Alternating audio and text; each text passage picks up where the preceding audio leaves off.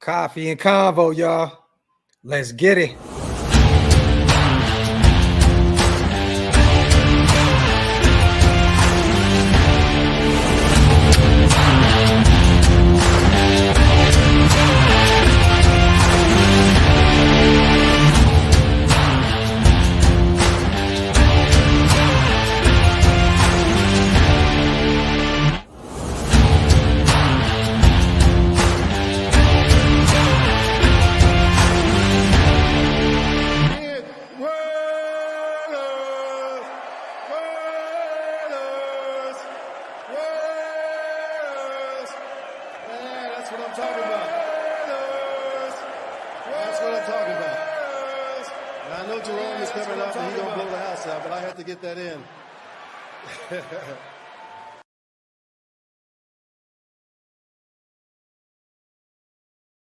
Yo, salute to everybody already here in the building, man. Y'all know what time it is.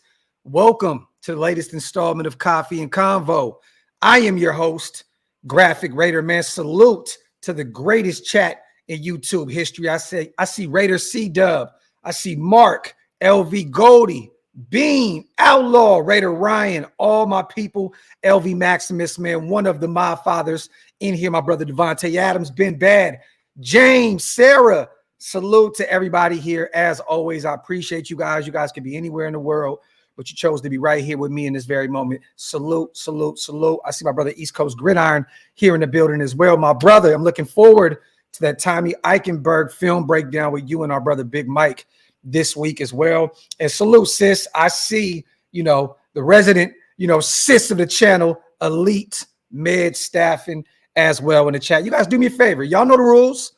Wipe them feet, meaning hit them thumbs up, and also hit that subscribe button if you guys are not subscribed to the channel yet. We got a few things to talk about today. We're going to talk about the California connection. Everybody knows we're going to be out there in Costa Mesa this week. Our team will be reporting tomorrow, you guys. So it's going to be full steam ahead moving forward, you guys. Football is officially back.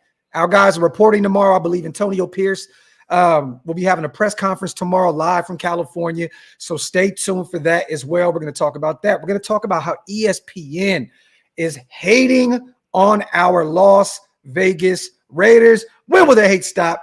We're going to talk about it. And we'll talk about some camp news as well, man. So once again, thank you to everybody here in the building, man. You already know. Salute to Coach Raider. Salute to Okie, KT, my dog.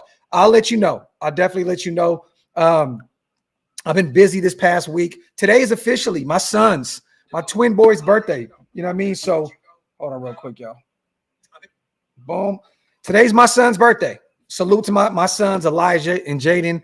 They turned 11 years old today. Salute to my twins, my reason, my purpose, just everything, man. Salute to my sons, man. So this past week, it's just been go, go, go, go, go, go, go. You know what I mean? We're officially having their birthday party this upcoming weekend. We got a lot of surprises in store for my sons. But yesterday we took them out, got them some new shoes, got them a few presents. You know what I mean? And today, man, just Uber eating it, man, and kicking it with my guys, man. So once again, happy birthday, man, to my boys. It's just insane. 11 years old, man. It's actually just really, really crazy. It doesn't even feel like it's been over a decade, since my sons were born, man. So once again, salute to my kids. They're in the back right now doing their thing. So salute to them. Let me see. Yeah, and while everybody's pulling in, do me a favor, you guys. We always ask this question. Where y'all watching from? What city? What state? Are you at work? Are you stuck in traffic? Are you at home? Are you at the side chick's house? Are you at the side chick's house? Are you at the side chick's house? Let me know down in the comment section where you were watching from. Salute to Raider E. I appreciate you, family. That means a lot. Salute to you, man. Welcome to the membership family. If you guys want to become a member as well, hit the link. It's pinned up top. It is definitely one of the best ways to support what we do over here, man. Appreciate you, man. Raider E, welcome to the membership family once again, brother. Salute to Bill Gates, my guy. Graphk, my brother. Minshew is the current betting favorite to start week one.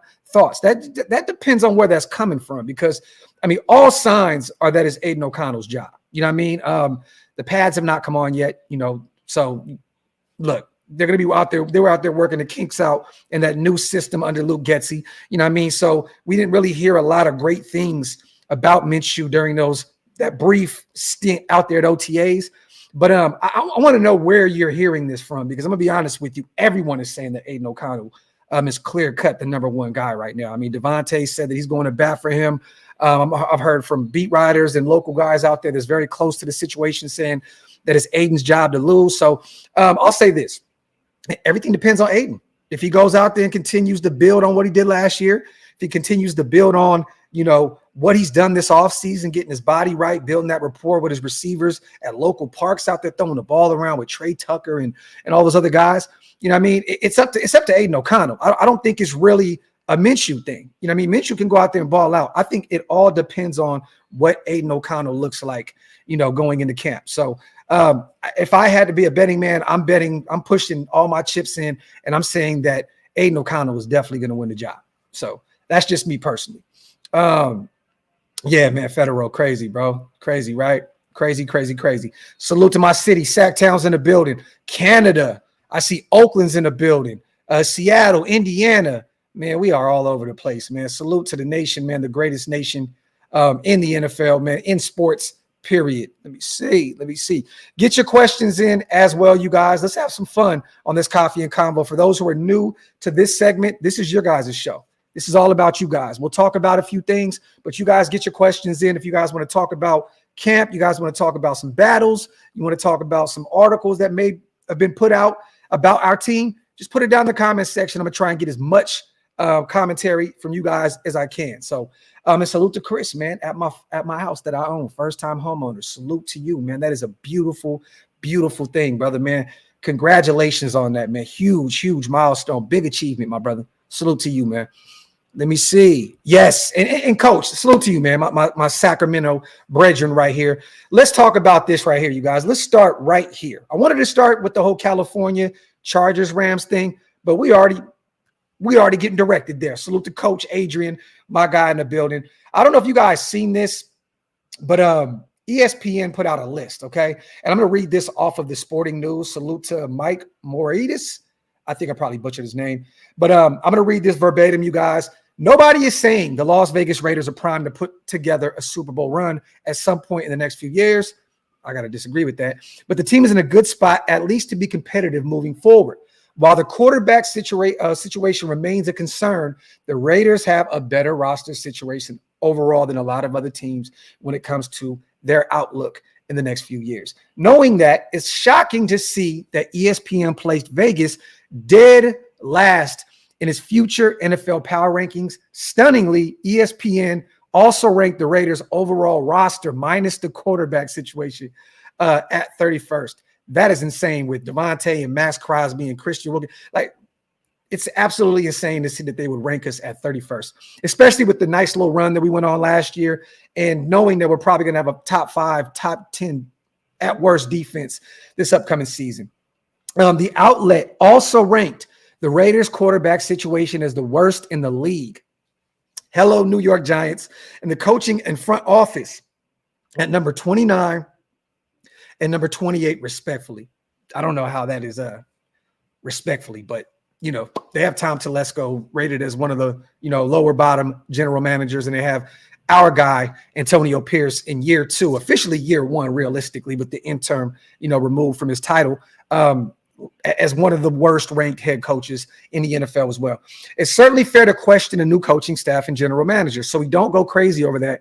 Even still, head coach Antonio Pierce still did enough during his interim stint last season to garner more respect. But placing the Raiders' overall roster minus the quarterback as the second worst in the NFL is silly. The Raiders will have a top 10 defense this upcoming season.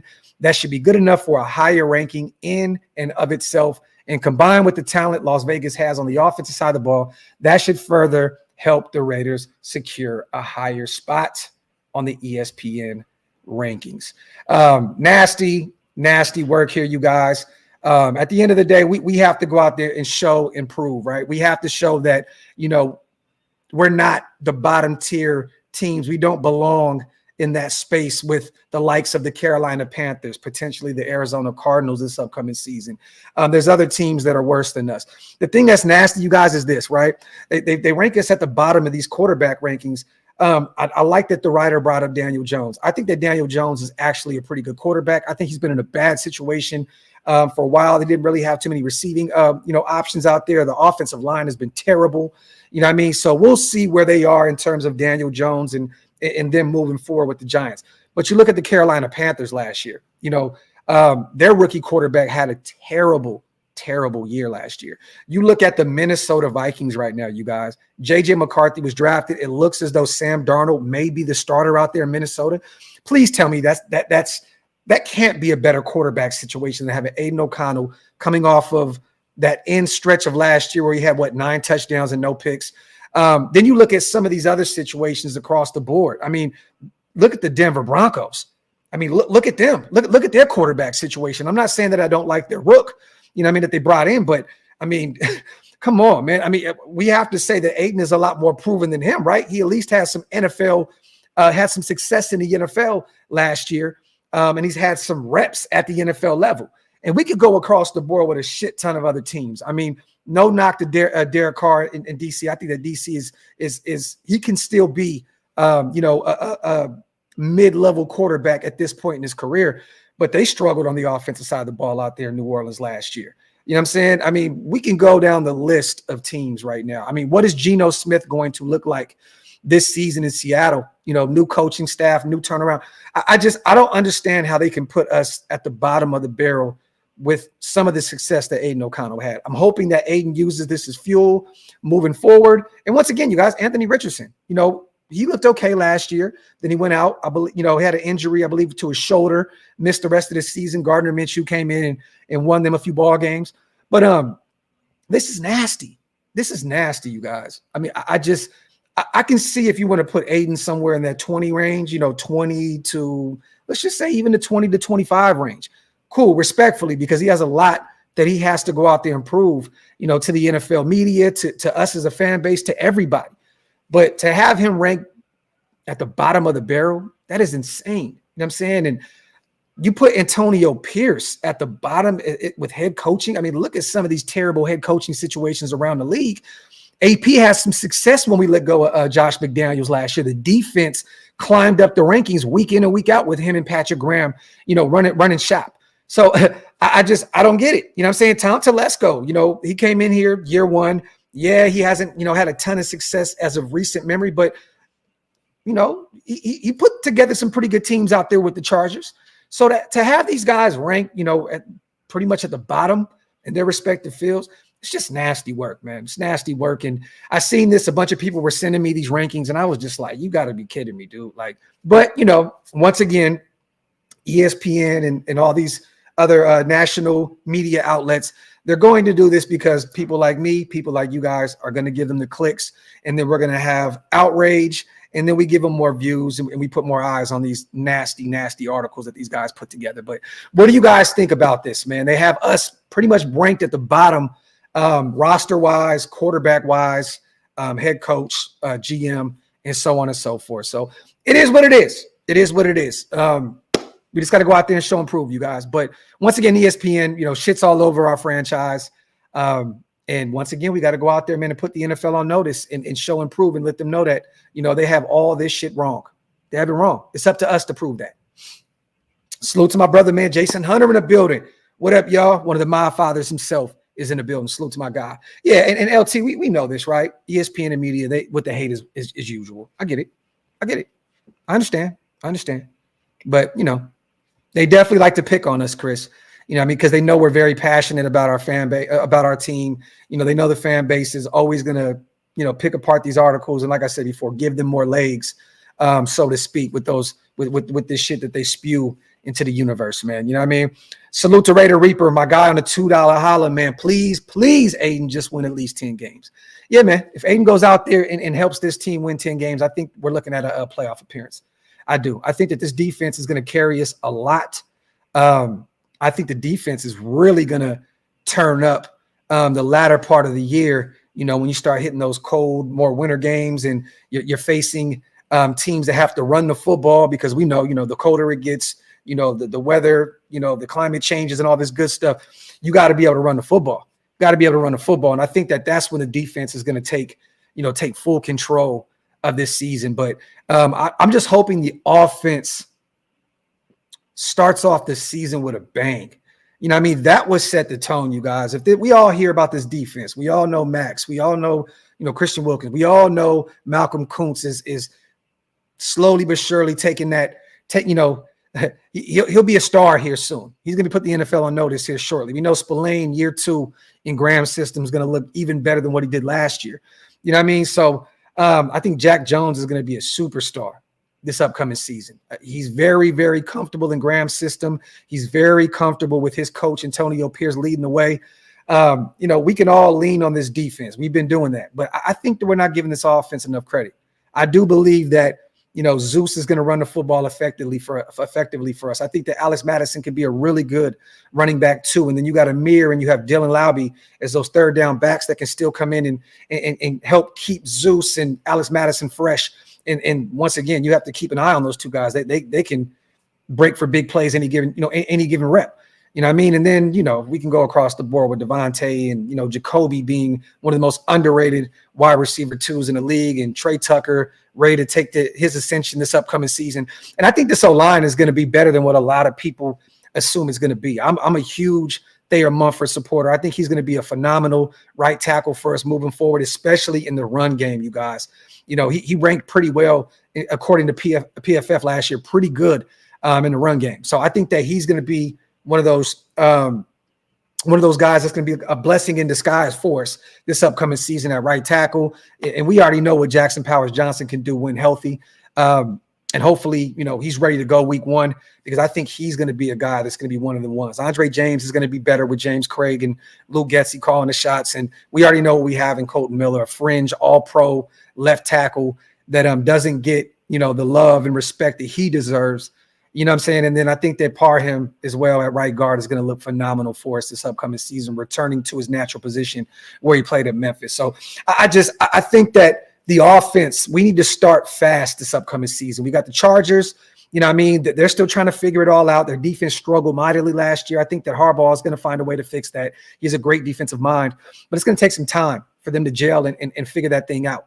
They do have a great pass rushing trio with TT and Bosa and Mac, and they have some nice pieces on that defense, but we need to take, the top off of these defenses immediately. Week 1, we got to go out there and score a shit ton of points, because that is going to, the confidence leading up to Baltimore, that's going to be a tough assignment for us, you guys, on the road, week 2, facing one of the best defenses in the league. Harbaugh and company out there, they have a phenomenal defense with Kyle Hamilton and some of those guys out there leading the way. It's going to be a really, really tough assignment for us in week 2. So if we can somehow, some way go out there to LA at SoFi and just absolutely just explode on the offensive side of the ball, I think that's going to even give the defense more confidence. Like, we don't have to go out here and win these games. We got an offense that's going to help us out.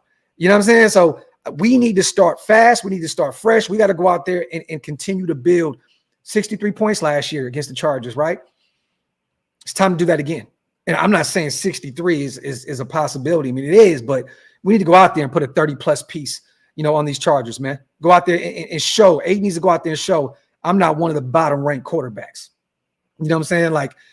And I think that Devontae with Luke Getsy there, he's going to eat in week 1, especially with all the talk with, the Chargers social media, targeting Devontae, calling him garbage on the Pop-Tart box and all that good stuff. We got to go out there and we got to cook immediately with the offense. We already know what we have with the defense, you guys. This offense needs to go out there and just immediately show that there's a difference with Getsy in there, other than Josh McDaniels and Bo Hartley running the show. Salute the Reap. Let me get these supers in real quick. Salute the Cheese Man, my guy. Appreciate you on the $5. Holla, my brother. All they can do right now is try and mess up our energy, because once we get on that field, it's going to be a clinic. Haters kill you. when you sleeping. I love it, man. Salute the Cheese with a great comment. Salute the Raider Ramp, my guy. Hopefully this O-line can really get off to a good start and set a tone. I'm also getting in the Raider content space, and you're an inspiration. Salute to you, my brother. And amen. Prayers and well wishes for you on your journey, man. I hope all is well. If you ever have any questions, DM me and ask away, my brother. Salute to you, man. And congratulations on your new journey, brother.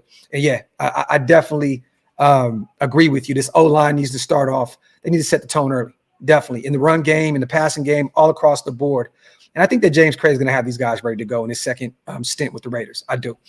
Salute to Jesus on a $5 holler as well. Do you think our Raiders will shock the NFL by storm this season and possibly make it in the AFC Championship? See, my Raiderdom wants to say yes, right, that we can do that. But, we got to slowly but surely make our way up the ranks. You know what I mean? Can we take the league by storm? Definitely. I think the defense is going to take the league by storm this year.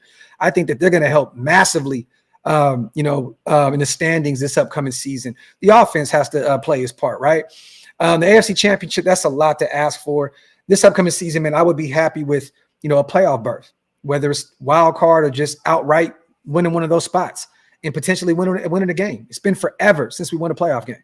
You know what I mean? So it sounds great, but I'm not going to go that, I'm not going to be that optimistic and say we can make it to an AFC Championship. I've seen other crazy things happen, though. Hey, so I've seen crazy things happen in the NFL. It's definitely possible. I just want to find a way to get into the playoffs. And then at that point, it's a new season, and you can make as much noise as possible if AP and Graham and Getsy has these guys ready to go. You know what I mean? So let's just get into the playoffs first. And then, hey, we've seen it, man. We've seen teams make deep runs in the playoffs coming in, at 500. It can happen. It can happen. Salute to my guy, Jesus, man. Salute to George Manley, my guy. 30 plus twice. Facts plus tax. Salute to my dog, man, George Manley, my guy. Appreciate you on the $5 high as well, man. Salute to AP. Graphk, brutal honesty. Raiders fans hate on the team with disrespect. The players they don't like or feel are garbage without full knowledge of actually seeing their trash. F them. Salute to AP, my guy, my dog. Salute to Chris. The media needs clickbait, and the Raiders make good news for them. Our team has always been in the news. Definitely. But, as of recent, not even really recent, you guys, outside of a few years, we definitely deserve all the criticism that's come our way. We were at one point one of the greatest franchises in sports history, not just in the NFL. We were one of the most winning franchises in sports. You know what I mean? We won a shit ton of games, early on in this organization's existence. And, these past few decades, we've given them a lot of fuel, to shit on this team. And it's up to, it's up to us, man, to better this thing. It's up to these players, the general manager, the head coach, Patrick Graham, Luke Getsy, all these other guys. It's up to them to turn the tide, so to speak. It's up to them to turn this thing around. But I'm going to say this, you guys. At the end of the day, we definitely deserve a lot of the criticism that we get. Now, some of this stuff, the worst ranked roster in the NFL and coaching and all that, that's just bullshit, right? This is just generated for clicks at this point. Because once again, we can go down the line of some of these starting quarterbacks. You know what I'm saying? Carolina Panthers, like Bryce is coming into year 2. Yeah, they got him some more weapons. Yeah, they invested a lot into that O-line, but has he shown up to this point that he's better than Aiden O'Connell? No. You know what I mean? Like Sam Darnold is a journeyman at this point, and he looks like he may start because it sounds like JJ's not going to be ready to go in Minnesota. You know what I mean? And then you can just go down the list of teams in the NFL. Aiden is not at the bottom. You know what I mean? And let's just say, let's take Aiden out of the equation. Let's just put Minshew in there as a starter, right? Either one of our quarterbacks, they're not the worst ranked guy, or at the bottom of that list. There's other guys that are worse than these guys. You know what I mean? So it's up to them, man, to go out there and prepare and get right, man, and kill these narratives, that these major outlets put into the universe, man. Yeah, Matt, exactly. Between 65 and 95, the Raiders were the greatest team in sports. Facts, man. Facts. Yeah, man. Definitely. The first 9 years of my life, 10 years of my life, the Raiders were phenomenal. In and out of the playoffs, making noise year in and year out. Maybe didn't win a Super Bowl while I've been here. You know what I'm saying? But I always expected them to compete year in and year out. You know what I'm saying? But those early on teams, you're right, Matt, 60s, 70s, early 80s, this team, man, was different. Salute to Matt, my guy. Yeah, Junior, that's the thing that's crazy to me, man. You know what I mean? We have a team in our division that is worse at the quarterback position than us. You know, they got Stidham and they got Bo Nix. You know what I mean? A guy that has not played one down at the NFL level. And I know that they got Sean Payton, and I think that, you know, they think that he, with his guidance, that Bo Nix can turn that organization around. To be determined. We have to see it first. So you can't put Bo Nix, you know, lower than Aiden O'Connell on this list. It makes no sense at all. Hit them likes, y'all. Wipe them feet. Hit them thumbs up. If you're not subscribed yet, make sure you hit that subscribe button. Salute to my guy, Indiana, in the building, man. We winning before the game starts. Everyone knows you're in for a hard-ass game, and when you see us on the schedule, you know what time it is. Raiders! Salute to my guy, Indiana Raider, my dog, my brother, and salute to Zahn, man, my bro, on a $50 special. I appreciate you, King. It's always great to see my guy, David Zahn, in the building, man. Once again, man, it was a pleasure meeting you in New Jersey, and it's always a pleasure to see you in the chat. F slowly but surely. We're putting on our kickers this year. Shit kickers. We ain't talking about it this year. We are about it this year. F the haters. Raiders. I love it, Zahn. Salute to you, my brother. And I hear you. I'm just saying, man, you know, it's been slowly but surely coming together, you know, with AP taking over. You know, I think with Josh McDaniels at the helm, you know, it was just like, oh, my God, this thing looks like it may get worse and worse and worse, even with the likes of Devontae and Max Crosby on the roster. You know what I'm saying? And you bring in AP and the energy shifts, the culture shifts. You know what I'm saying? So what I mean with slowly but surely is, you know, under AP's tutelage, under his guidance, this thing is going to start, you know, slowly but surely turning around. But you're right, though, man. I think this year we can make some noise.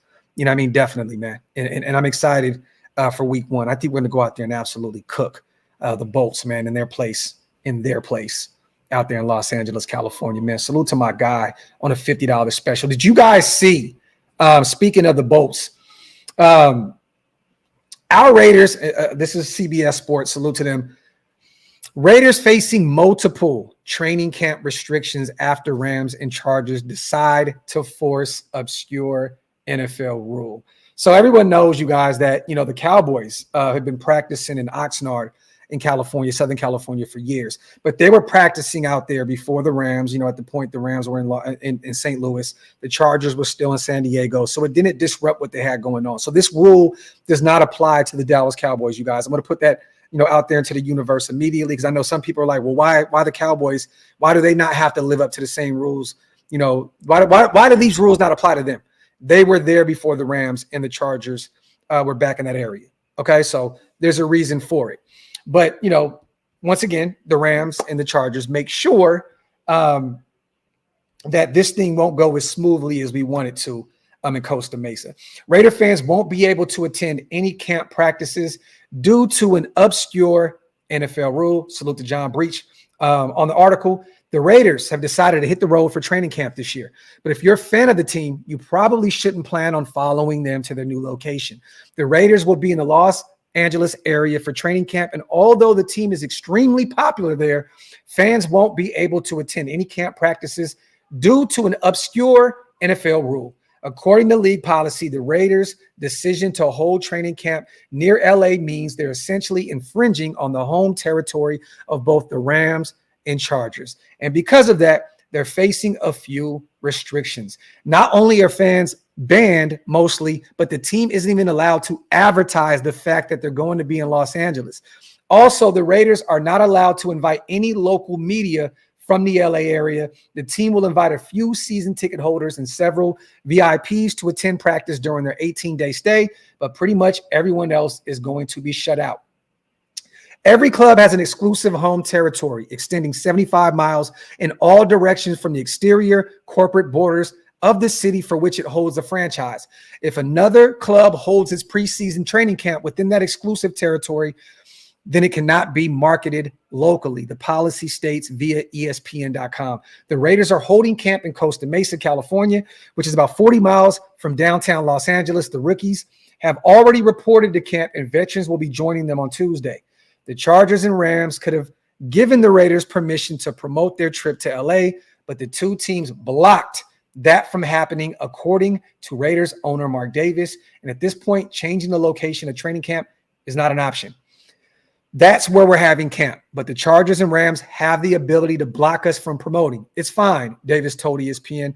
It would be nice if the fans could be there, but whatever. Like I said, the Chargers and Rams have that ability. The Raiders spent 13 seasons in Los Angeles from 1982 to 94, and they're extremely popular in that area. And it seems as though the Chargers and Rams did not want to compete with that popularity. So I think we can all come to an agreement within the nation, you guys, that the Chargers and the Rams cock block our fan base from going out there and being able to watch our team live during camp, which sucks. You know what I mean? I get it. You know, the Raiders have ran California for many moons. I know that the Rams are becoming a little more popular with their return to Los Angeles. So, you know, I'm not going to direct most of this shade to them. You know, they spent some time in St. Louis. You know, the majority of their organization time was spent in Los Angeles, right? So they're an original LA team. The Chargers, you know, they're still trying to find their way. They're still trying to find ground. I mean, you know, they're in LA actually, you know, putting robots in seats and shit. You know what I mean? Like they're literally putting AI generated robots in seats out there because they can't put asses to seats. You know what I'm saying? This is just another way, you guys, of them blocking us is once again reminding everybody that the Raiders run California. I am born and raised out there from Northern California. I can tell you right now, you guys, the Raiders, the Cowboys, and the Niners are the three most popular teams in California as a whole. And the Cowboys practice out there in Oxnard. Their, you know, their local fans get an opportunity to catch them year in and year out. You know, and yeah, but the three most popular teams, it starts with us. And then it goes Niners, and it goes Cowboys. So I just find this hilarious. And both these guys are on the menu this year, you guys. Both of them are on the menu. So it's beautiful. We get an opportunity, you know, to go out there to LA and whoop some ass. You know what I mean? And show these guys, you know, okay, you want to block us, you know, you want to block our fan base, you want to block our the local media that covers the Raiders. And I think that Vic Tafur and I think that another beat writer will have access down there. I think it's Tashawn. I think Tashawn, salute to him. I think Tashawn Reed and Vic will be down there covering the team. You know, they're based, I believe, in Northern California, you know what I mean, from our time in Oakland. So it wasn't a problem because they're not LA local media. So they will be down there covering our team. So we'll get some type of coverage from some guys that, you know, a lot of people in the nation gets their news from. So that's cool. But this is just nasty work that we're not allowed to be down there to watch our team get some work in, man. It's nasty. You know, the Chargers, Rams, pull the plug on that real quick because, you know, the more we win, you guys, the more LA's going to be even more of a Raider town. It is what it is. You know, LA is a city that, you know, I love LA. This is no knock, but if you're not winning in LA, people don't really care. They don't really care. You know, the Lakers, they're known for greatness. You know what I'm saying? You know, the Dodgers, you know, they're known for greatness. If they're not winning, there's a lot of fair weather fans out there. And I know there's a lot of real Raider fans down there. I'm not talking about you guys. I'm just saying if you're not winning in the LA area, it definitely shows, you know, whether it's sales of tickets, you know, anything, merch, all that good stuff. It's proven if you're not winning in LA, people don't care. But if we can continue to work our way up in the standings, win some ball games, put together a nice stretch of football, you know what I mean? It's only right that the Chargers and Rams they're gonna feel our fan base even more down there. I don't think people know. If you've never been in LA, you go into liquor stores, there's Raider hats all over the place. There's Raider flags all over the place. You know what I'm saying? You go anywhere out there, there's Raider stuff everywhere. You're not going to find any Chargers shit. You will find some Rams things here and there, but it's definitely Southern California is Raider territory. Period, point blank, the end. And you know, I just find it funny, man, that they blocked this. But we get our issue back. We get smoke back, you guys. We have them on the menu this upcoming season. We got the Chargers twice. We got the Rams once. Let's just go out there and beat the shit out of these guys. Let's have some fun with it. Salute to Zion once again on the $50 special. Let me get these other supers in. I know I missed a few. Salute to Manny. Chargers and Rams acting like straight hoes. Facts. Salute to Manny on the $2 special. Boots to asses. I'm just saying. Salute to my guys on Factory Outlet. Salute to Desiree, man. Yeah. Hey. Insert Dave Chappelle meme or GIF. Facts. Man, I'm going to be honest, man. I think we should return to Napa, man. I do. The weather is beautiful in Napa. You know, that is our original place. You know what I mean? It's our original spot. You know what I mean? You know, I think a lot of people now with our new digs, you know what I mean? The headquarters, Allegiant Stadium. I think that some people don't want to return to Napa because of, the small high school. And, we got that one hotel that's just based right there where all the players and media stay at. I think that they're trying to find a way to continue to build on the president that's being set by Mark Davis in terms of, our new digs, headquarters, Allegiant Stadium, and all that good stuff. You know what I mean? So if we do stay in Costa Mesa in the near future, I do believe that Mark is going to start investing some more money down there, making sure that every summer we come down there, we're looking nice. But I don't know if it's ever going to happen again, returning to Napa. I would love it. Reno's hot as hell. Matt, you know this, man. Napa's beautiful. Reno is hot as shit. But Northern California fans that grew up watching the Oakland Raiders have an opportunity in both places to be able to go up there and watch. Knowing Reno's only a few hours away, and Napa's right there in the middle of everything. So, yeah, man, I would love for it to return to Napa, man. That would be beautiful. Salute to Zion, man, my dog, man. I appreciate you, brother, so much. Gifting 10 OLV Raiders Network memberships. Salute to all the new members in the building because of our brother, David Zion. I appreciate you so much, King. Salute. For those who missed out on the memberships, if you want to become a member, hit the link. It's pinned up top. One of the best ways to support what we do. Zion, you the GOAT, bro. Appreciate you, King. Salute to GA Patriot. We get an extra home game every season. Haters going to hate. Facts. And I think that plays into it too, right, GA? The Chargers, year in and year out, they hear the Raiders, these are home games for them. They hear it. So, and we're divisional rivals. I would expect the Chargers to block us out. Like, I would expect that. I didn't expect the Rams to do this. You know what I mean? Like, hey, man, it's your town now. You guys are the main team in Los Angeles, in that area. The Chargers, I get it. The hatred is there. It's real, right? Like, we can't stand the Chargers. They can't stand us. I understand it why you would block us. But I wonder what would happen I wonder if we need both teams to agree. I wonder if the Rams said, "No, we don't care," and the Chargers said, "No, we don't want them out here." I wonder how that would play out. I didn't look into the rules or how that would apply, but it's just definitely hilarious to watch the Chargers pull this move. It's absolutely hilarious, man. Zon, dog, you are the GOAT, bro. Once again, boom, boom. 30 new members in the building, man, because of my brother David Zon, man. Salute to my dog. I appreciate you, bro. Bunch of new members in the building because of my brother Zon, man. Salute. Honestly, the Raiders haven't had a home advantage against most teams at home. Big T, I have to disagree with you, man. As somebody that's been out there year in and year out, and I go to a shit ton of games, I think a lot of this is overblown. Yeah, man. I mean, I was shocked to see that many Ravens fans in our stadium. When we played the Baltimore Ravens that one Monday Night Football, when we beat them in OT. What was it? The Derek Carter Zay Jones, Teddy, the walk-off in OT. It was nasty. I didn't know that many Ravens fans existed, but we still had more fans in that building than them. The Arizona Cardinals game where we lost, Hunter Renfrow fumbled the football. They returned it, took it to the crib. We lost that game. I didn't realize there was that many Arizona Cardinal fans, even though, location-wise, Phoenix is a few hours away from Las Vegas. So you can expect some of their fans to come out in full force in Las Vegas. And a lot of people look forward to going to Vegas, right? While I'm out there, let me get an opportunity to watch my team play.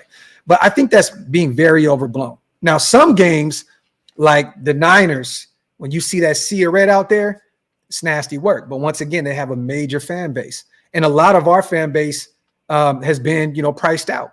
We've been, a lot of us have been priced out of Las Vegas. The tickets, they don't line up with the money we make. You know what I mean? Or we just have more serious shit, to pay for, like our mortgage, our water bill, sewage,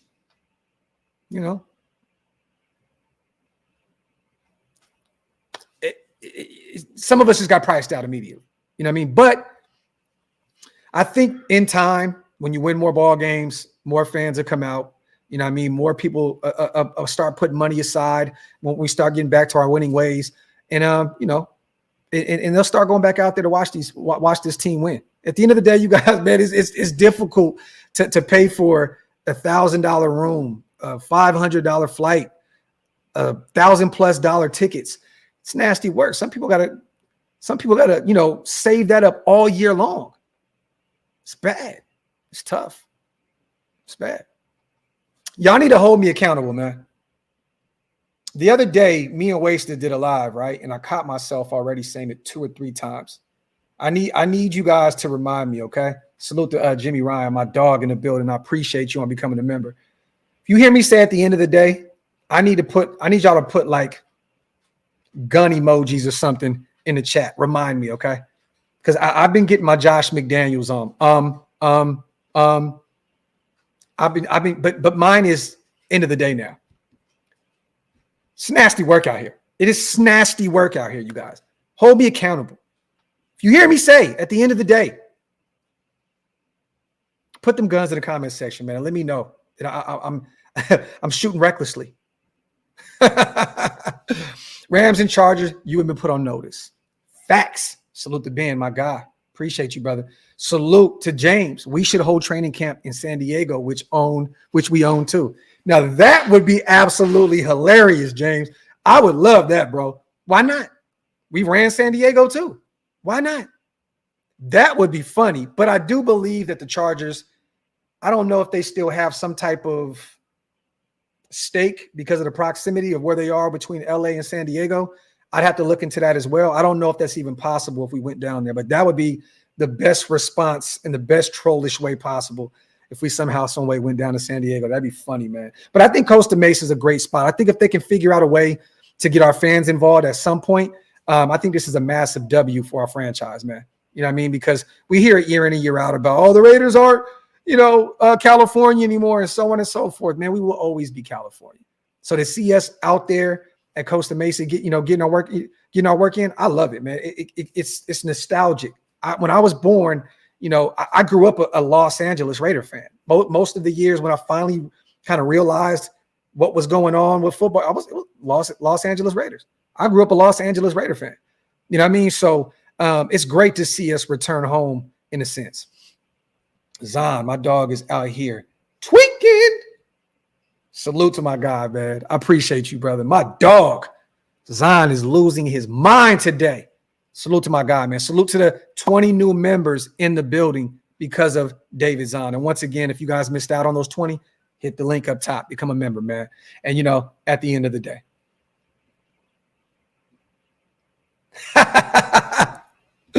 Yo, that's hilarious. Chargers and Rams are some OV hoes. Laugh out loud. Salute to my guy Mando in the building, man. Wipe them feet, y'all. Hit them thumbs up. If you guys are not subscribed yet, man, what are y'all waiting on? Hit that subscribe button, man. How about a sunset emoji? You know, at the end of the day. And John, this is why you are one of the GOATs, bro. This is why you are one of the original GOATs of this shit. There you go. I like that. The sunset emoji.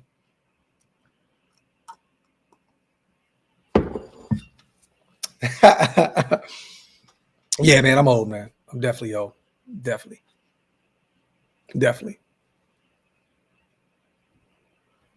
Ben Bass said no, it's 100. Oh, yeah. So realistically, it doesn't line up with the ruling then, huh? That's something to definitely take a look at. Damn, Eddie, I'm an unk for sure, bro. That's crazy. Now I'm being called OG. I'm being called unk, big homie. Officially there, man. It's nasty work, man. At the end of the day. Salute the True Raider. Get y'all questions in, man. Let's have some fun, man. Yeah, Raider ticket prices are the priciest in the league. You would think that we won back-to-back Super Bowls. Harp, you would think that we won back-to-back Super Bowls the way we're charging for these tickets. Real talk. You would think that we are the Kansas City Chiefs right now. You would think that. And it's crazy. You look at the comparison between Kansas City tickets and the Raiders, and it's just leaps and bounds. It's crazy. You would think that we won back-to-back Super Bowls. It's nasty work.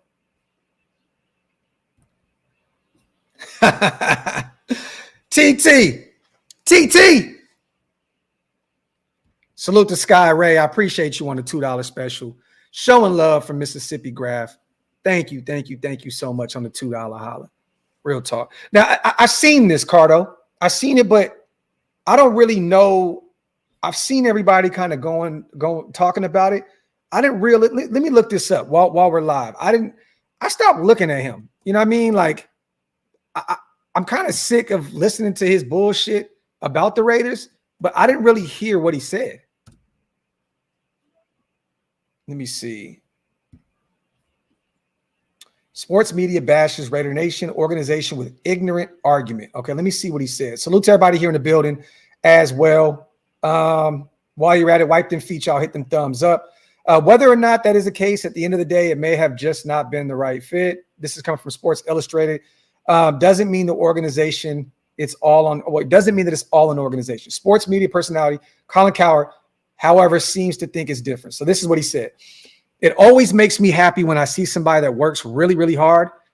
I'll get called by people in my industry, or I see athletes that get drafted by really a stable organization. Cowherd said on The Herd with Colin Cowherd this past week, because I've been very lucky in my career that I've worked with overwhelmingly for really good companies, stable financially. I had 2 years in Tampa, and it was an absolute circus. It was a disaster. A lot of good employees, though, but you couldn't do your best work as an employee because management was a revolving door full of clowns.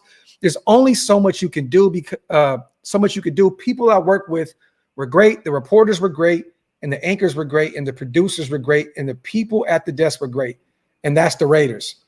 Josh Jacobs is telling you this is what it's like to be in a dysfunctional organization. I mean, Green Bay is going to be Disneyland, lush gardens, functional, smiling employees. The Raiders are that carnival that shows up and they host it in your high school parking lot. And one of the carnies says, before you get on the tilt-a-whirl, I wouldn't sit in that chair. We've had some problems with it. Raider fans are so odd and delusional. They get very angry because they're all over the country. They're always asking you, how do you think the Raiders will do this year? I don't know. They're in a division with Andy Reid, Sean Payton, and Jim Harbaugh. Patrick Mahomes, Justin Herbert, a very promising rookie, and Bo Nix with 61 college starts, and the Raiders have a defensive-minded head coach. I don't like the Raiders. They've been over 500 2 times in 21 years. The ownership is poor. The division's good. Their quarterback's a journeyman. I don't think it's good.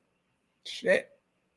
Well, I mean, that's the first time I actually got an opportunity to see what the guy actually said about our team. It's nasty work. But once again, you guys, this is a situation where you have to look at it from a broad spectrum, right? Devontae Adams asked out of Green Bay to come to the Raiders. Now, have we been an up and down organization since Devontae came over? Definitely. We traded we cut his best friend, Derek Carr, right? We got rid of his head coach that traded for him. We got rid of the GM that, he was under for the first year, with his tenure with the Raiders. But if this is because of what Josh Jacobs said, and I'm trying to figure out why he would say promising quarterback and Bo Nix, he hasn't been proven to do anything at the NFL level yet. And Sean Payton has been absolutely terrible in his second stint as a head coach at the NFL level with the Denver Broncos. But if he's just taking Josh Jacobs' word for it, I'm trying to figure out how. Josh, let me say this. This is the last thing that I'm going to say about the Josh Jacobs. I'm going to say this directly to Josh. I hope someone can send this to him. You were drafted by the Raiders in the first round. We made you a first-round pick. We made you our workhorse running back from day one. You were an all-pro running back with the Raiders. You led the league in rushing 1 year with the Raiders. Yes, you've seen a few coaches, right? The Gruden thing was unfortunate. The emails came out. He's gone. We can talk about all the list of shit, the Henry Ruggs situation and all that other good stuff. Josh, the only reason you're saying this, and I know this personally, the only reason you're saying this, and I got people that will back this up, is because you're no longer a Raider.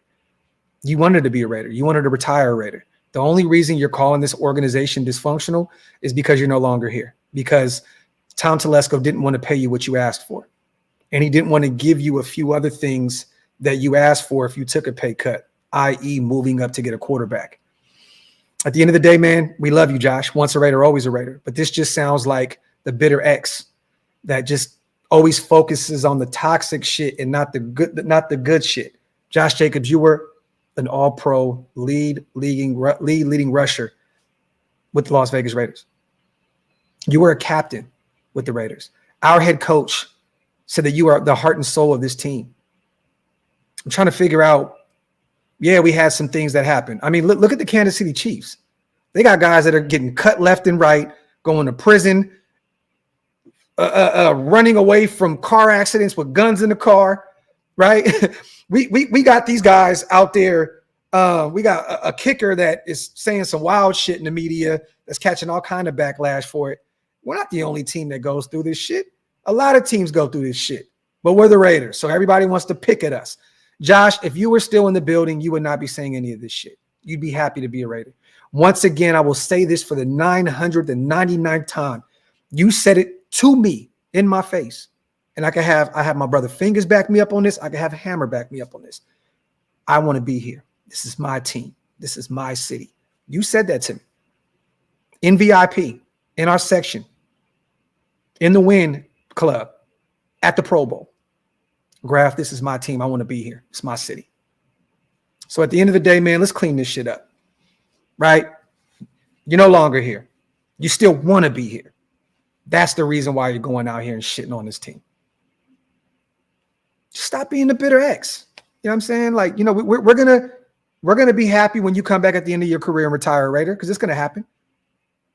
You know, we'll accept you back with open arms. Just leave us alone, man. Focus on your team. You guys have a quarterback right now that saying he may hold out. That he may hold out. You got Jordan Love that's saying he may hold out. And they're probably going to make him the richest quarterback in the NFL this year. Jordan Love. A guy that Devontae forced his way out of Green Bay because he said, "Nah, I don't want to take this ride." And mind you, he had a great year last year. This is no knock on Jordan Love. I would love to have Jordan Love. He looked really good last year. But this is the same quarterback that didn't really look too good, you know, early on. And Devontae said, "Nah, Aaron's going to be out of here soon. Let me get out of here as well."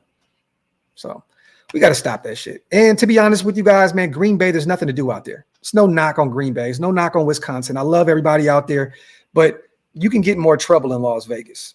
You can get in more trouble in the New York tri-state area. You can get in more trouble in Atlanta at Magic City on Mondays. You know what I mean? You can get in more trouble on South Beach in Miami. You know, you're in Green Bay. You have the luxury of being able to just focus on football, getting right, getting healthy. There's realistically nothing else to do out there. And like I said, there's no knock on it. I've spoken to players, Hall of Fame players that played in that area. They love it, but they also understood there's really not too much to do out there. It gets cold, and you can just focus on football out there.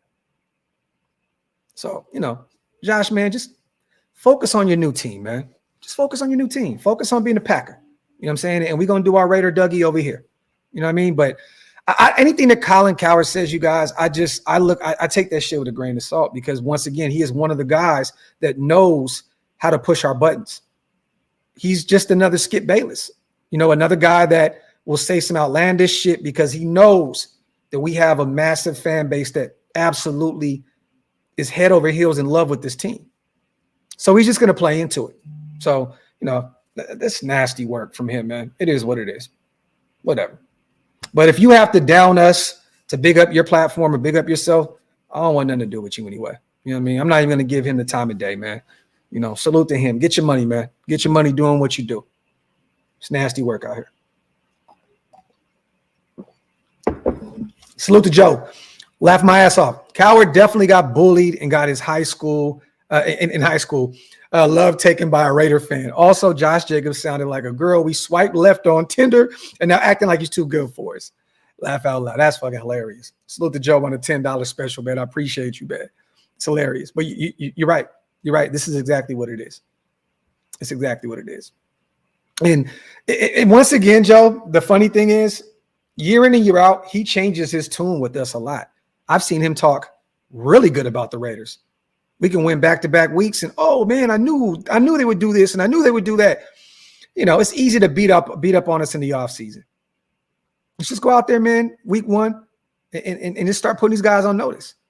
Guarantee you guys, man, AP and all these guys, they're taking notes. They're taking notes. I personally love shit like this. I love it.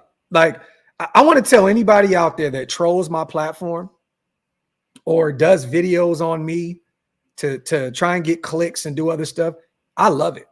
I love it because it makes me go even harder. And I already know for sure that this team, this coaching staff, they see all of it. They hear all the noise. And this upcoming season, they're going to fight tooth and nail to make sure that they correct this thing. So, I look at it as I take all this negativity and I always use it as fuel. You won't get any public response from me, but behind the scenes, let me make another appearance on TV. Let me do this. Let me do that. We need haters, man. We need them. Without haters, we don't know how much we really are doing this thing right. You know what I mean? So it is what it is. Zah, my dog. Come on, Graphk. Don't knock Green Bay. They still have Cal Tippin. Hey, man, if that's something that people love to do, more power to them, man. Salute to my dog, Zah, man. You stupid, bro. Uh-oh. Somebody said Bo Nix, and now East Coast Gridiron is on his soapbox in the chat. He is going to go to bat for Bo Nix. I'm telling y'all now, you will not win that battle with him. Salute to Ramp, my guy, once again. Sent you a message on IG. Appreciate you, brother. Another question. I'd love to hear your thoughts. What is one thing you think AP can improve on? Oh, man. That's a good question. I feel like I have to wait and wait to see what we have going on with this specific team right here. Because beforehand, once the season ended last year, Ramp, it'd be easy to say, clock management was a problem in certain games. That Miami Dolphins game pissed me off. Like, it really pissed me off to get, clock management. I was just like, yo, come on, man. We can go down there and try and score real quick before the half is up. I think clock management was a problem. I think halftime adjustments was an issue. You know what I mean? But a lot of this is pertaining to the offensive side of the ball, you guys. But we no longer have a first-time signal caller in Bo Hardegree calling the shots when Josh went down. We have a guy that is a veteran, Luke Getsy, who has experience being a coordinator, has experience, a lot of experience at the NFL level. So I don't know if those are going to be the same issues that we're going to have this upcoming season. But if I had to, I probably would say, it would be that clock management. It would be halftime adjustments. You know what I mean? That's what I would go off of, what was based off of what I seen on the field last year. You know what I mean?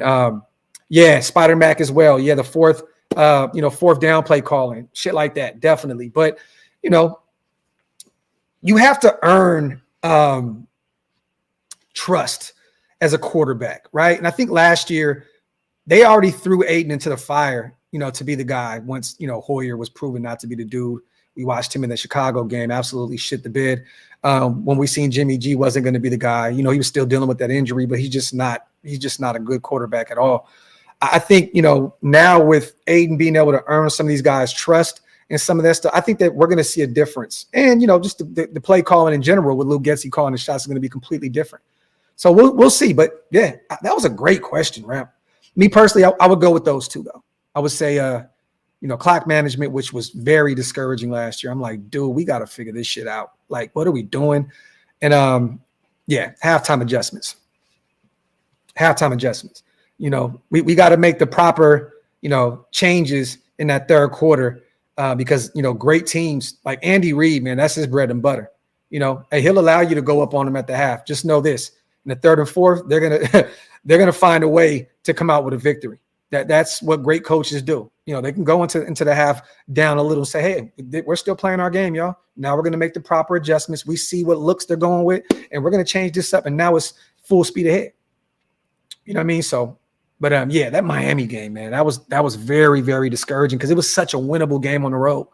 You know what I mean? I know, historically we haven't really been that good early East Coast games. You know what I mean? Like we had an opportunity to kind of silence the critics that day. And we didn't put our best football on full display that day. Let me see. Oh, Hardy, it's clear cut Devontae Adams. I think that's clear. I think Tay is going to lead, in catches by a long stretch. I don't think it's going to be even close. Devontae is going to get fed the football a lot. Getsy knows him very well. They're very tight. There's a reason why Luke Getsy is in a building. Devontae definitely had his hand in that hiring. He's going to get the football a lot. He's going to get the football a lot. So, and Brock's still a rookie. We all love him, right? We all excited about what he can bring to this team, but he's still a rookie. You know what I'm saying? So Tay is definitely going to get more catches and more looks than Brock in year one. Yeah, One Nation. This is facts, bro. Facts. It was nasty work. Salute to almost 700 people in the building, man. Whether you guys are watching on Twitter or YouTube, man, do me a favor. Wipe them feet, y'all. Hit them thumbs up. If you're not subscribed yet, man, what are you waiting for? Hit that subscribe button, man. We're on our way to 30,000 subscribers. We cannot do that without you guys. Let me see. Talk that talk, Aaron. Talk that talk, 209. Let's go. Talk that talk, 209. Stockton, Modesto, Tracy. All my people out there. Let me see. Yeah, Kelly, that's what I'm saying. A lot of that love. He was giving the Raiders a lot of love. Definitely. When Derek Carr was there, he gave him a lot of respect, gave him his flowers. And maybe that's another reason why, we're dysfunctional and all that other good stuff, because we moved on from a guy that played for us for 9 years that just couldn't get it done. Let me see. Salute to my guy, Pastor Raider in the building, man. Salute to my brother, my dog, man. Always good to see you here, man. Let me see.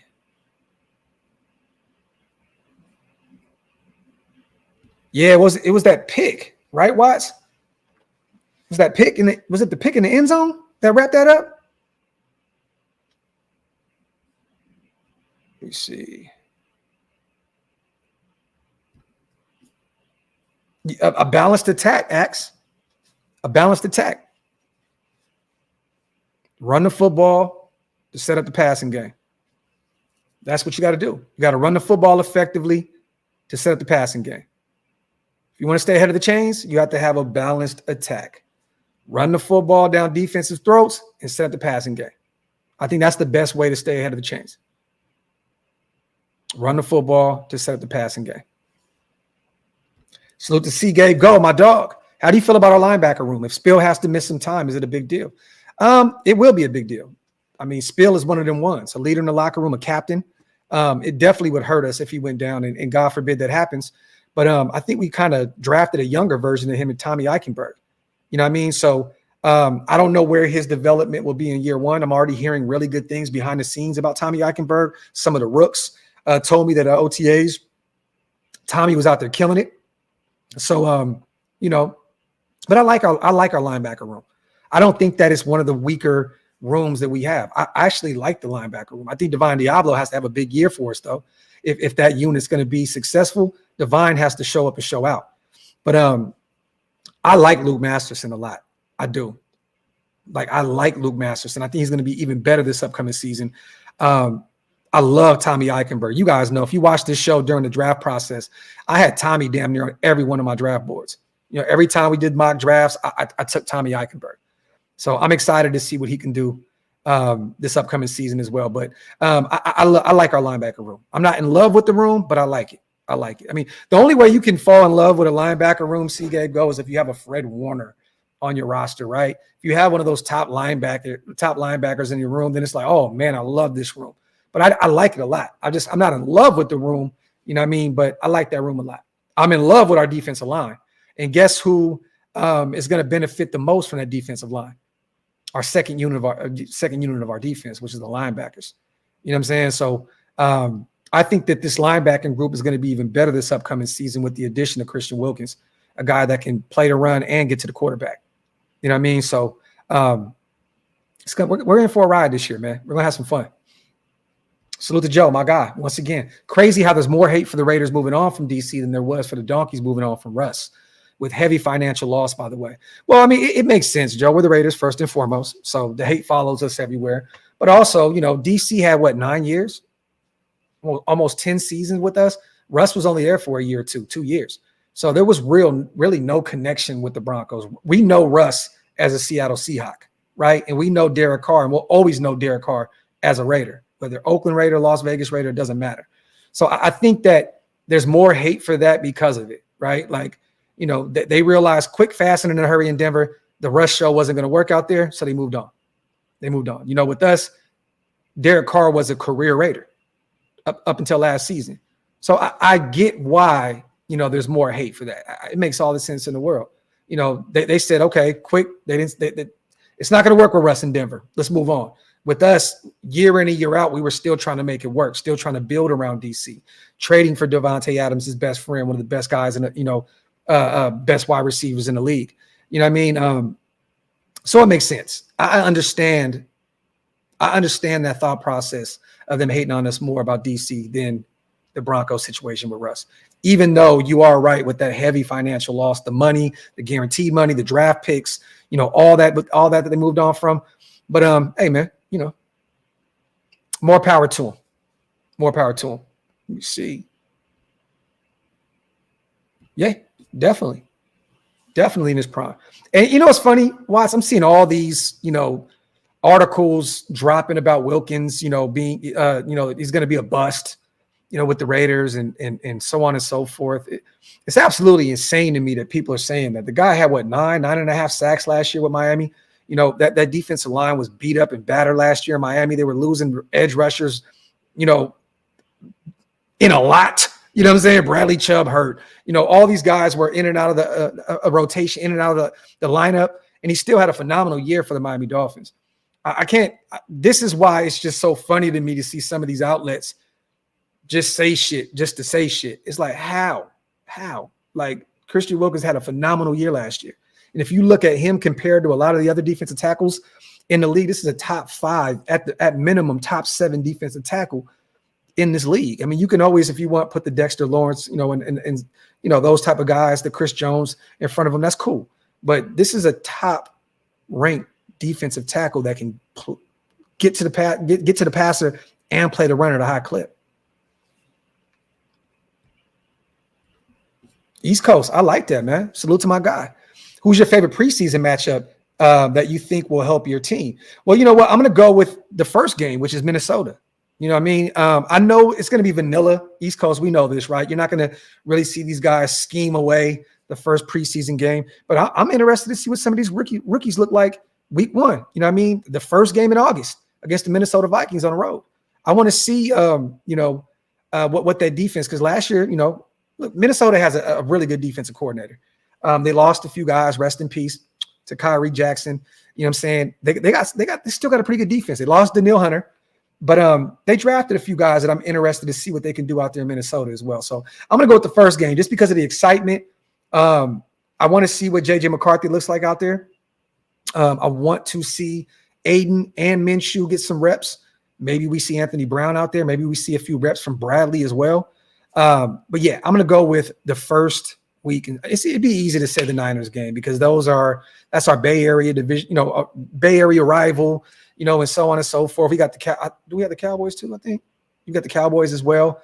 Another team that, we have a lot of rich history with. I'm going to go with the Minnesota Vikings just because it's the first game, and I'm interested to see what Trey looks like out there.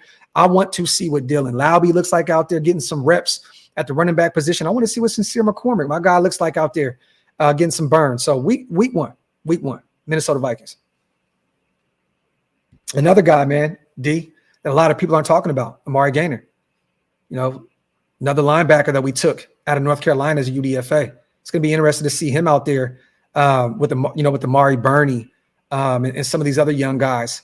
See what they look like out there. Let me see. Salute to Sir Dre, my guy in the building. Let me see. Wide receivers and DBs. I'm hoping DBs get better and receivers play strong. Factory. And it's going to be fun, man, watching some of these guys at the corner position in special teams. Jacorian Bennett is probably going to be our corner one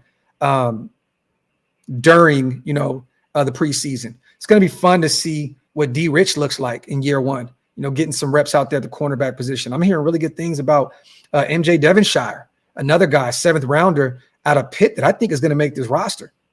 Like, real talk. He has all the intangibles as a football player to get it done at the next level. I think that, him going out there and getting some reps, it's going to be fun to watch him. It's going to be fun to watch some of these young guys go out there and get their first reps. And I'm watching somebody very closely as well, you guys. Chris Smith. Watching him very closely. I want to see what he looks like, because, there's a lot of competition right now at the safety position. There's a lot of competition, special teams. I want to see if this guy can find a way to pave a role on this roster. I thought so highly of him coming out of Georgia, one of the leaders in that locker room. It's going to be interesting to see what he looks like in preseason. You know what I'm saying? Because, Trey's going to go out there. He's out there for blood. He's going to go out there and try to earn a spot. Palomalu is going to be out there during preseason getting reps, and I think that he's going to take that next step in his development this upcoming season. And then, the young kid that we've been talking about as well out of Oregon State, Jaden Grant. You know what I mean? Like, I'm hearing a lot of great things about Jaden Grant. So it's going to be fun, man. It's going to be fun to see what this secondary looks like, especially, and in special teams during preseason. I want to see what Devonshire, Chris Smith, Palomalu, Trey, and all these guys look like, when they get their first reps. Oh, yeah, Watts, definitely. And he's at that age where he's in the pinnacle of his career. I think this is going to be the best year of Christian Wilkins' career. With Max on one side, with Malcolm Kuntz, with Tyree Wilson rotating in and out on the outside at defensive tackle, with 2 veterans in John Jenkins at the nose tackle position and Adam Butler coming back in year 2 with us. It's going to be fun, man. It's going to be fun watching Wilkins cook on this defensive line. My guy, Graphk, look who I met at the airport in Atlanta on a trip to San Diego. I love it, man. Marcus Allen, one of the GOATs in Raider Nation. I've hung out with Marcus a few times at the alumni parties and seen him at a few other spots in Las Vegas. He's a good dude, man. He really is. He's a really good dude. Salute to Marcus Allen, one of the GOATs, and salute to Vader, man, 619. Dope, bro. Dope. Angel, I think that there's going to be a learning curve in year 2. He played injured last year, right? He wasn't in the greatest shape. This year he's going to come in. We see it already, right? He's already in shape. He's working on his skill set with the other defensive linemen. He's working with them around the clock in the gym, getting his body right. But there's still going to be a process with him. It's year 2. Yes, he was a top 10 pick, but where is he going to get most of his work at? With Malcolm Kuntz having a major year last year, you can't take him off the field for Tyree Wilson at this point. You know what I'm saying? We have Christian Wilkins now, and then you have another guy on the side of him, with Adam Butler that has looked good. You know what I'm saying? Like, so it's going to be interesting to see where Tyree Wilson fits in the grand scheme of things on his D-line. But I do believe he's going to have a better year than last year. I think that we can probably get him up to like 6.5, maybe top 7 sacks. You know what I mean? And I think that he's going to be a lot better for us this year in the run game. I do want to see some NASCAR packages this year. I do. I want to see Max, Christian Wilkins, Tyree Wilson, and Malcolm Kuntz out there together. That would be great. Or even, Tyree, Max, Malcolm Kuntz, and Janarius Robinson. That'd be dope to see just a straight clear-cut NASCAR package. Go get the quarterback. That'd be fun. But it's going to be interesting to see where he fits in the grand scheme of things.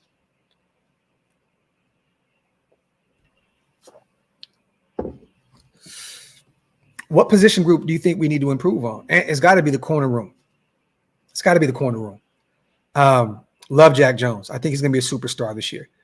I like Brandon Faison as a rotational piece, not a guy that's going to start for you. I love Jacorian Bennett. I do, but he has to make strides this upcoming season. And then you just go along the list of unproven guys like D. Rich, Devonshire, and the other guys on this roster. Nate Hobbs is, phenomenal in the slot if he can stay healthy. But I'm going to go corner. I go corner. And there's still some options out there. Stephon Gilmore is out there screaming on social media, like, look, there's not too many corners out there that can still start and play at the level that I play, up to this point. Gilmore is a veteran. I think he's 33 years old now, somewhere along there. Former defensive, player of the year, Super Bowl champion. We can still better that room. But in camp, if Jacorian Bennett takes that next step, there's no real reason to go out there and get a Stephon Gilmore. I would love to bring him in, though, regardless. It's just even a rotational piece, a guy that can come in and give you some reps. That's been a starter his whole career. He started for the Dallas Cowboys last year. They had a ton of injuries at the cornerback position. They lost, their guy Diggs for the season, and Gilmore came in and looked pretty good for them. You know what I mean? So, and it wouldn't cost a shit ton of money right now to bring in Gilmore at all. But, corner. I say corner because I like our offensive line. If this running back group can put it together this year, I like what they're doing, and I trust that they can get the job done with Getsy because Getsy's been proven to be able to run the football in these last 2 years in Chicago, right? Even though I know a lot of that production came from Justin Fields, but even without him on the field, they ran the football effectively. I mean, last year they ran the ball down our throats in Chicago with a UDFA at the quarterback position. So yeah, but love the wide receiver room. Really like the linebacker room. Love our safety group. Love our defensive line. I'm gonna go with the cornerback position. I think it's just the most unproven group that we have on this roster. You see, man. Salute to Zahn, man. My dog is losing his mind today. The GOAT! David Zahn, man. David Zahn. 40 of them things, bro. Salute to all the new members here in the building. Y'all have no idea, man. Love you, bro. Salute to David Zahn. We appreciate you over here, King. Salute to all the new members because of David Zahn, man. And if you guys missed out on that 40 piece, hit the link. It's pinned up top. One of the best ways to support what we do. Drox, that means a lot, man. Thank you so much, bro. My dog, man. You the GOAT, King. You the GOAT. I missed a few supers real quick. I'm going to get a few more of you guys' comments in as well. We are not done, you guys. Let's have some fun. Salute to Ty, my dog. Salute, Graphk. Who do you think are some sleepers coming out of camp this season that no one will see coming? Detroit Buddha. I like that. I mean, realistically, Ty, nose ring, y'all. No booger. Nose ring. No booger. Nose ring. No booger. Are there really any sleepers? Like, we're fans, so I don't really think there's really too many sleepers. You know what I mean? That like, we can't call Dylan a sleeper now. We expect a lot out of him this upcoming season. I don't think we can call Trey, Taylor a sleeper at this point. We expect a lot out of him. You know what I'm saying? A few sleepers. It's interesting, man. Thayer Munford. Thayer Munford. I don't think he's getting enough love, enough recognition. I think that Thayer Munford's a sleeper. I do. Maybe not to us, but like on a national level, on a mainstream level, I think that Thayer Munford, our starting right tackle, can be a sleeper this upcoming season. I think Andre James, has gotten better, progressively year in and year out. I think that he can be a sleeper on that O-line at the center position, especially with us changing our scheme up this year. I think it's going to only make him better this upcoming season. The defensive side of the ball, I go with Luke Masterson. I think that he's another guy that's going to continue to get better for us. And then I think Jacorian Bennett. I don't want to go rooks. It'd be easy to say Devonshire and all these other guys. But I think that Jacorian Bennett at that corner 2 position, I think he's a sleeper. I don't think that Trey Tucker's a sleeper at this point anymore, Ty, right? I think everybody's kind of put on notice that he can be that guy moving forward. But those are a few names. Luke Masterson, Andre James, Thayer Munford, potentially Luke Masterson if he gets some more reps this upcoming season at the linebacker. And Palomar. I expect him to have a big year for us this year. I do. I think they're going to line him up all over the place. He's going to go after the quarterback. He's going to be in the box. They're going to have him lined up all over the place. 6'4", lengthy. He's going to have a big year for us this upcoming year. Zahn, man. My God, dog. He said, okay, that's a hundo. I'm done. Yo, salute to Zahn, man, my dog. I appreciate you, bro. That means a lot to me, man. Thank you so much for supporting the channel the way you do, brother. Thank you, man. When I see you next time in Jersey, man, drinks on me, brother. Drinks on me. East Coast, come on, man. My brother, man. If you guys aren't subscribed to my brother yet, man, what are y'all waiting on? Go over there, man, and subscribe to East Coast Gridiron on YouTube. One of the greatest minds that I know when it comes to football, man. Real talk. Like one of the greatest minds. And he's not biased. He talks about every team. He's a Jaguar fan, but he's slowly creeping towards Raider Nation, which you love to see. If you guys aren't following him yet, man, what are you waiting on? Go support our brother, man. Wait Entertainment, my dog. What up, Graphk? Caught you live, man. Finally, salute, my dog.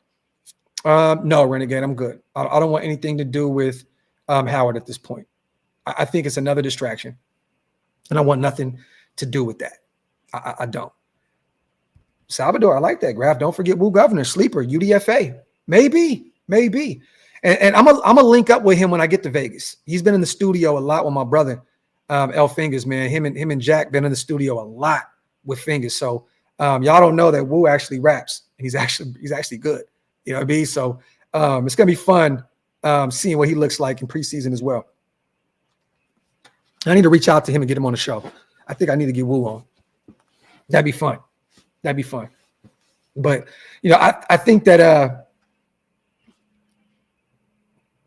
it's a long road for him to make this roster, Salvatore.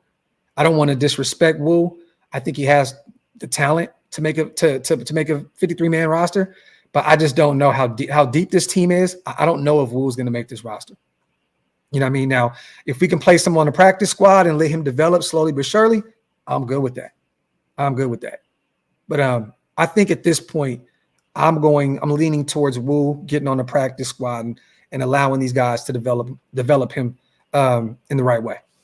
I don't think this is a guy that can come in year one and be one of those ones, like one of them ones. And I could be wrong. Hopefully I'm wrong. Thank you, old school. That means a lot to me, family. Thank you, my guy, man. Love your show, Graphk. You to go. Raiders! Elite, I love this. Another guy that a lot of people are talking about. Do you see Tulu Griffin making his team? I have him as making it. If he does, it's going to be because of special teams. A guy that's going to be returning kicks for us, Elite, right? I don't think he's going to be a receiver. I don't think he'll be on the roster as a receiver. I think that room is deep, you know, with Tucker and Michael Gallup and Devontae and Jacoby. I don't know if Tulu makes this roster as a wide receiver, but I can definitely see him fielding kicks.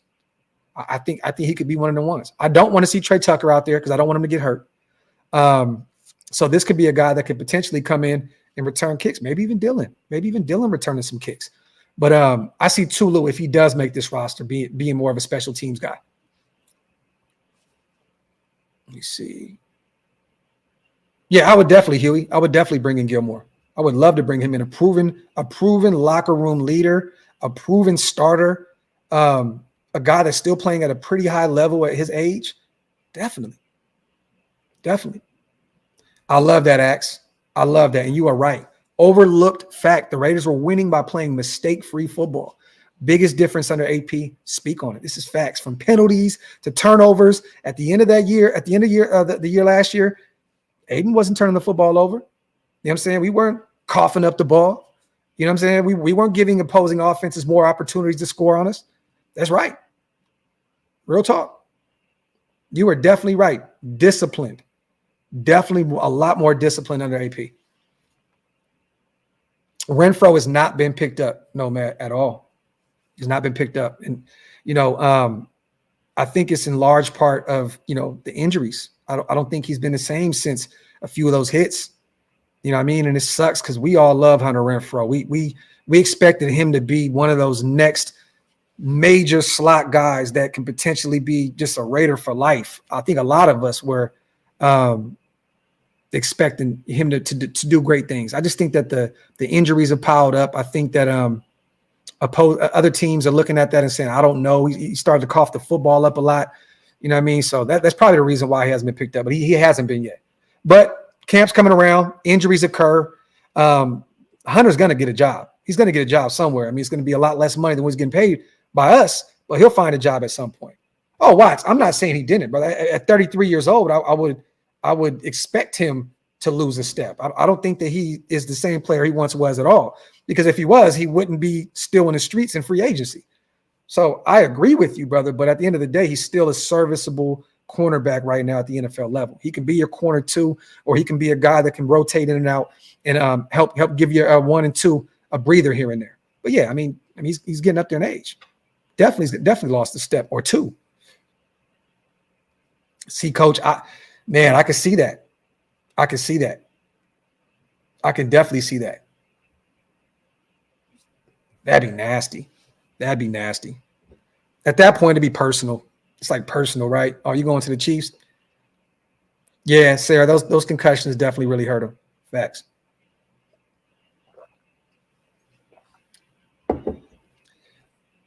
Salute the Robles.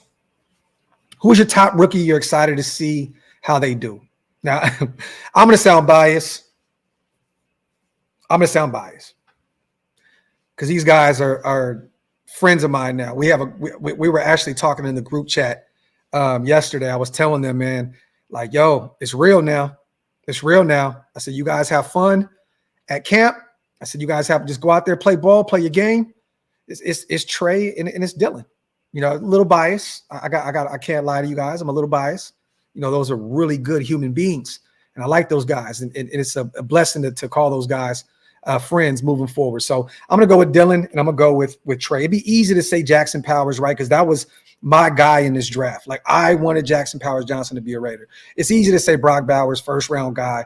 I don't want to go that route and cheat, right? I don't even know if DJ Glaze is going to see the field that much because of Mumford and then we have Dylan Parham out there playing guard. So I don't want to say Glaze. I don't know how much D. Rich is going to see the football field in year one. I don't know how much Tommy Eichenberg is going to see the field. If Spillane can stay healthy and Devon Diablo can stay healthy, he'll be rotating in and out. But I don't know if he's going to get a shit ton of reps. So but these are two guys that they know that they still have to make this roster. Dylan knows he has to make this roster. He's a 6th round guy out of New Hampshire. Trey is a 7th round guy out of Air Force. They know what is at stake here. They have to make this team. It's not just going to be given to them, you know what I mean, because of how good they were at the collegiate level. Because a lot of people can say that they were equally great or even greater at the collegiate level. So, but I'm gonna be biased here and say my two guys. I'm gonna say my two guys. But in a perfect world, right, we have struggled to get real production out of our early round guys. Outside of Josh Jacobs, in recent memory, I mean, Merrick's been good for us as a second round guy. I thought we'd get more out of him, to be honest. I thought he was going to take the league by storm and be one of the better safeties in the league. But outside of maybe Merrick and Josh and maybe a few other players here and there, I mean, Ruggs before, his situation, we've struggled a lot with early round picks. So, and Tom Telesco is kind of knocked it out the park with early round picks with his time out there with the Chargers. So I'm hoping JPJ and Brock go out there and prove Tom Telesco right. You took best player available at 13. Go out there and prove him right. Jackson Powers Johnson, you're playing out of position at guard. You're not going to be utilized as a center this year. Go out and prove people wrong. You know what I mean? So, but look, I love this rookie class from top to bottom, from 1st round to 7th round. The only one initially that I was a little confused by was DJ Glaze, which once again, we said it numerous times that, there was a few runs on tackles. So I think that we kind of just landed on DJ Glaze, so to speak, like, okay, we got to hurry up and get another guy. You know what I mean? And I think that we took him, not saying that he's not a good football player, and it's proven by us breaking down the tape with my brother East Coast Gridiron and Denzel Good and Big Mike that he's one of them ones. But I love this class. And that they're all ballers. They all have that dog mentality. They're going to go into camp trying to earn a place on this roster. Renegade, I thank you. And we're going to be dropping some more behind the scenes footage as well. Actually, the footage is done, you guys. I may upload it as a members only. Actually, I think I'm gonna do that. We got some different angles. We got some different questions. We got the restaurant and some other stuff. So stay tuned for that. I think we're gonna drop that as a members only thing. Hold on real quick, y'all.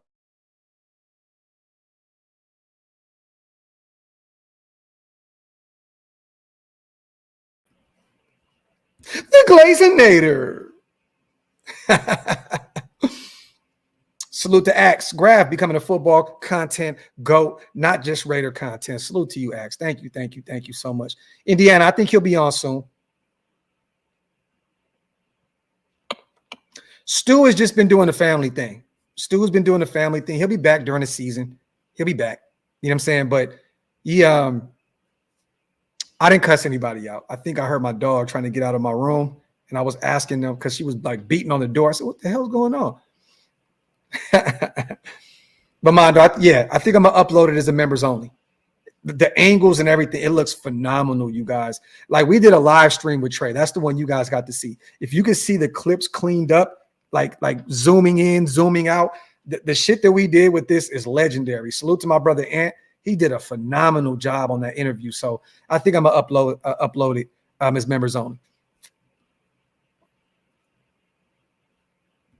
AP says, I'm up in Maine, y'all. I seen Dylan live. We got a special young man who works as hard as Max and has a chip on his shoulder. Imagine if Max had a chip on his shoulder. That's Dylan.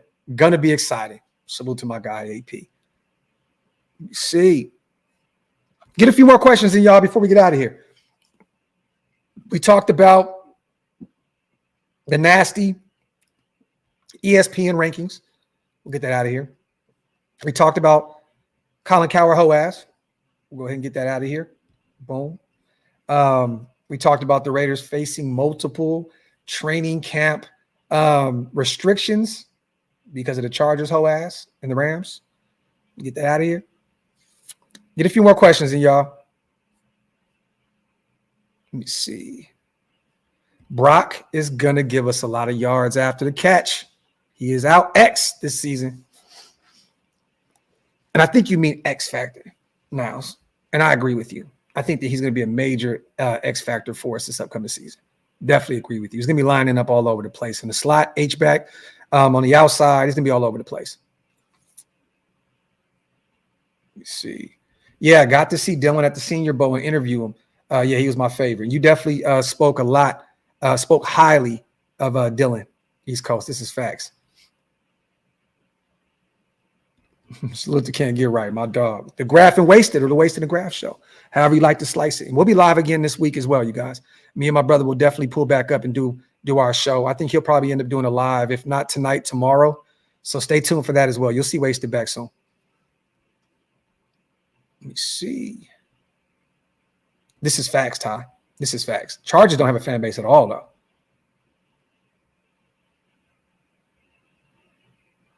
Huey, what do you mean? Free safety room besides Chris Smith being on the bubble? Who else do you see making the squad? At what position? What position are you speaking about?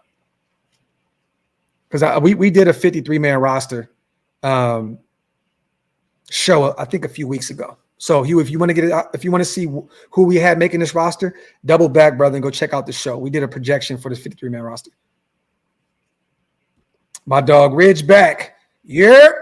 Salute to my guy, man. Salute to my dog. I know you about to have some fun this upcoming season, Ridge.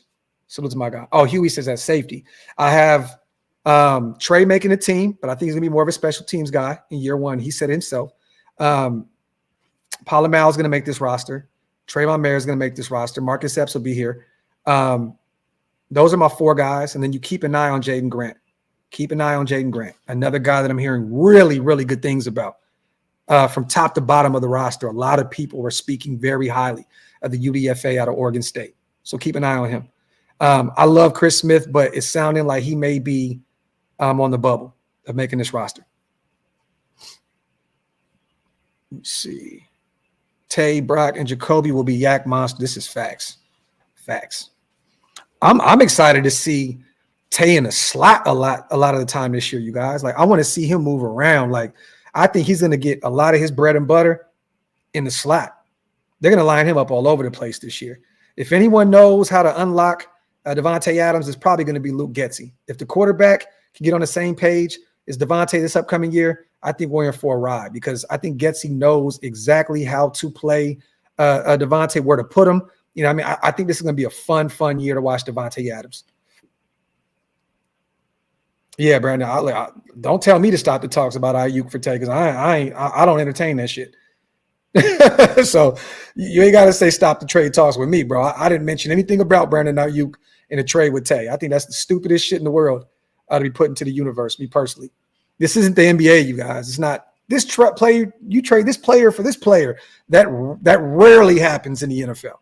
3-team deal that sends this person to this person. Nah, come on, man. That's the NBA. This isn't the NBA. In the NFL, you usually move on from a contract to pick up some draft capital, you know what I mean, and so on and so forth. You don't really see a lot of player-for-player type trades. That's why I always laughed at that shit. A Brandon Ayuk for Devontae Adams trade. Like, what are we talking about? I don't know. I don't have nothing to do with a boxing podcast. You'd have to ask our brother Wasted about that. Salute to my boy Zion once again, man. Devontae's going to give the Chargers both of these week 1. I got Tay going for 150 and 2 tutties in week 1. 150 and 2 tutties. That's what I got week 1 against the Chargers. I don't give a shit who they line up on them. I got 150, 2 tutties for Tay. I got Zeus with 110 yards rushing and a touchdown as well. Why not? Why not? 110 yards on the ground and a touchdown. I can't wait to get to that point, y'all. When we get to talking about projections and where we think to play, I can't wait. It's almost that time, y'all. It's almost that time. Look, Don Wagner has a steep hill to climb, brother. I'm a fan. You know that you can't teach the measurables that this kid has out of Arkansas. You know, he was hurt last year, placed on the IR. You know, he was on a practice squad initially. It's going to be interesting to see, you know, if this guy makes this roster. But until I start really hearing, you know, some things about him, I got to kind of pump the brakes on the whole Dalton Wagner smoke, man, because would I love for him to make this team? Definitely, man. We need as much, as much depth at right tackle as possible with him, Glaze, Mumford, and then, you know, a few of the veterans that we had that could potentially play on the right side. It's going to be interesting. Graham, you said 4 sacks. In terms of what, bro? Do you mean Max? Max having 4? Or do you mean us having 4 in general against the Chargers? Because I think we get more than that. I'm looking at 6 against the Chargers in week 1. Why not? Max with 2. Christian Wilkins with 1. Malcolm Kuntz with 1. Give 1 to Tyree. Let's have some fun. I got 6. I'm going with 6 week 1. Let's see. And Mondo, definitely I'll be going live for the games as well. Definitely be going live for the games. And we'll also be dropping the news here shortly, you guys, with some of our new sponsors that we got going on. So stay tuned for that. We'll definitely be breaking news and dropping some new information about the channels moving forward with these new sponsors that we got. So stay tuned for that. Let me see. Yeah, it's going to be interesting to see that left side. Because at that point, Ramp, right, you're looking at potentially playing, Andres, a veteran that didn't look good at left tackle last year by any means with DC out there in New Orleans. And then if that doesn't work, you potentially have to shake things up. If Colton, gets beat up a little bit, you're going to have to move Mumford to left tackle. And then you're potentially looking at a rookie and Glaze playing right tackle. So things can get interesting, man. Durability is going to be something that needs to stay on point this upcoming season. You know what I mean? Because if Colton goes down, that shape shifts the whole offensive line. It could potentially have Thayer on the left, which he is very comfortable at, but then you potentially are looking at a rookie or an unproven guy at right tackle. So it's going to be interesting. Okay, he said defense in general with 2 turnovers. Okay. I like that. Hicks says max 3 sacks game 1. Let's go. Yes, coach, I will be there. I think we got the Cubs, the home opener, right? And I'm thinking about coming home for the July 4th stretch where we play the Giants in SAC 2. I think that's one I can't miss, the July 4th. I think I'm just going to go home to SAC for the 4th, celebrate out there, and then go ahead and hit the A's and Giants game. That'd be fun. I am too, Sarah. I am too. The older he gets, the more beat up he gets. A shoulder injury was a real issue last year, and it looks as though he's still nursing it a little bit now, trying to get right. But all signs are that he's going to be a go, for training camp and week 1 and all that good stuff. But they're still being very, very cautious moving forward with Colton. But yeah, man, durability, that shit scares the shit out of me, man. If we lose him, that is a massive piece of the success that our Raiders can achieve this upcoming season, man. Colton has to be healthy, definitely. Let me see. Get a few more questions in, you guys, before we get out of here. Do about 5 more minutes before we head out. I don't want to just beat this shit to death. Pause if necessary. He said defense is going to show who's the boss. Whoever's quarterback week 1 is going to hurt. Let me see. I like that, Jenny. Kuntz, 2 sacks. Max 1. Wilkins, 1.5. Nate Hobbs, a pick. Trayvon Merrick, 2 blitzes or blindside sacks on Herbert. Talk! I like that. Why don't we give one of those sacks to Palomar? He's playing in LA, from the area, USC boy. Why don't you just send Palomar at him? Have Palomar go after Herbert. That'd be fun. Dame, I definitely have Aiden O'Connell as a quarterback week 1. Salute to Chris, my guy, on becoming a member as well. Appreciate you, brother. If you guys want to become a member, like Chris, hit the link up top. It's definitely one of the best ways to support what we do over here, man. Definitely appreciate all the members, all the non-members, and everybody here in the building, man. Appreciate you guys. All right, let me get out of here, y'all. Salute to Ty on the way out. Zeus is going to truck people this season. I can't wait. Definitely. And you see what he's done to his body this offseason, Ty. This dude looks like a diesel truck. He look like a diesel truck, bro. He built like a damn diesel truck, bro. It's going to be insane. It's going to be insane this season, man. I can't wait. Salute to Ty, man.